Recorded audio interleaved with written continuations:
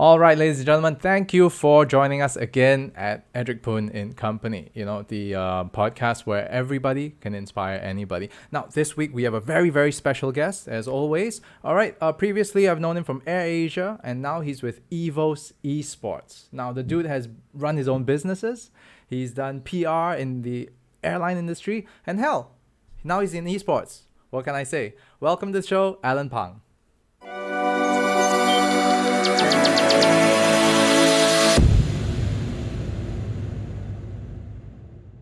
I realized that esports is a big industry, close to $1 billion US. Like, how come no one in Asia talks about it or wants to engage the community?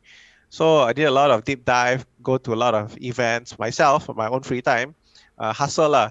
And after 6 p.m., always go and meet the community, go on Facebook, dig out the names, who is who in the industry, meet out with them, go for coffee, and find out more. And get all the data, collected it, and presented it in a way that my management can understand. And it wasn't just about data because, right, in corporate companies, the decision makers, sometimes the C-suite or head of marketing or branding, sometimes they are scared to do something they're not used to. Like if the person plays football, then they can understand. Football is as such, can't go wrong. The ball is always round, right?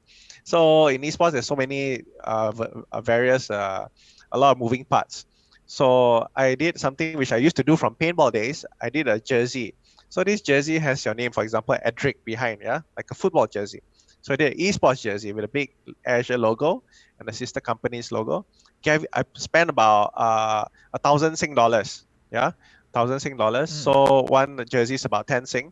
Gave it to all the C-suite executive branding marketing folks. 100 pieces I printed out and gave to Tony as well. So when Tony has it, he takes a photo. It's like, okay, you got your chop there, approve, something like that lah.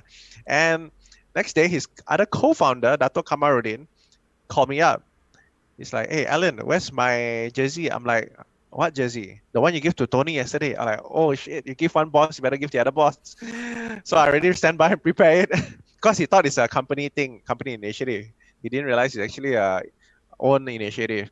And I actually went to his house, drove to his house and gave it to him. I was at his place from 9 p.m. to 3 a.m. Then his son was like looking at me, taking out the jersey, like, wow, Allan, your department has a big budget, huh? I'm like, what big budget? It's my own money, Allan Phang Private Limited. And like, huh? Your own money? Claim, cannot claim. It's not under any company budget, But I wanted to invest in this because I saw the opportunity. And before I left at 3 a.m., his son, Ikhlas, told Dr. Kamardin, Dad, like, what? This is Allan's own money. He's like, what? Are you crazy? How much you spend, Allan?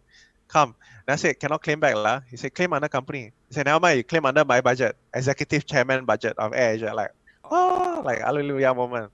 Big deal, big deal. So yeah, after that, our company embraced it. We started to sponsor Alibaba's esports event called WESG by Ali Sports and by an Angry Mind. And after that, we sponsored a Dota team in Southeast Asia called Mineski. And after that, we had our own Mobile Legends team for a while. Yeah, so things just went a domino effect. Unheard of, it became a global case study. After that, I got invited to a lot of esports conferences in the US, University of California, Irvine, Hollywood, Miami, esports bar, even in South Korea, Europe, in France. It was crazy. It became a global thing, because apparently not many corporate companies do it that way. Most corporate companies just look at a proposal, a deck, right? They get it. Okay, see the numbers. Okay, go. Or some will just throw it away because they don't know what is esports. They don't understand. So I feel there's a lot of education going in, even internally within companies. Yeah. Thanks so much for sharing all of that, man. I mean, I completely agree with you. It's very difficult to get your ideas through in a certain corporate culture, but it's amazing that it's become so fluid, and that fluidity is actually what helps the company to grow. As long as you have a clear direction, what you need to do, the rest of it, right, somehow or other, the people that you trust will be able to do that. Do you think that would be right to say for all the entrepreneurs out there building their teams? That's right. So I acted kind of like a intrapreneur within the company. Yeah. Oh, I like that term. Intrapreneur. Yeah, we need a lot more of those actually. So I was thankful that both bosses, they embraced it, and I had a meeting with them and they said, okay, Alan, go run with the project, get it done. So I'm like, okay, cool. Right. Yeah. What's your definition of an entrepreneur? Just for sharing sake.